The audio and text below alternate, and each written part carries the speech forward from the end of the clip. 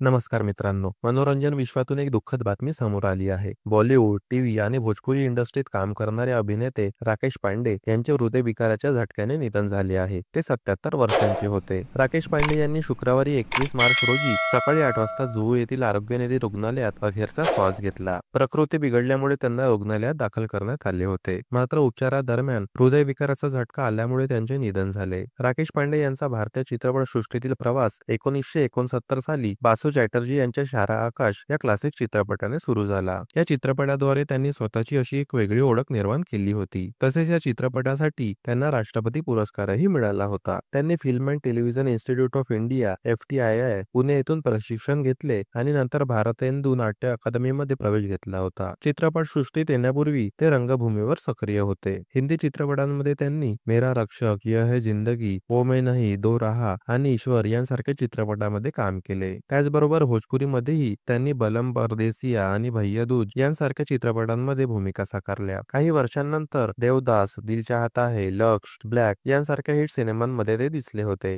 राकेश पांडे यांनी काही मालिकांमध्ये सुद्धा काम केले आहे. छोटी बहू, दहलीज आणि भारत एक खोज यांसारख्या लोकप्रिय मालिकांमध्ये ते दिसले होते. 2 दशकांहून अधिक काळ अभिनयापासून दूर राहिल्यानंतर 2017 मध्ये ते कपिल शर्माच्या फिरंगी चित्रपटात दिसले. तसेच त्यांनी मृदंग आणि लायर शो या वेबसिरीजमध्ये देखील भूमिका साकारली होती.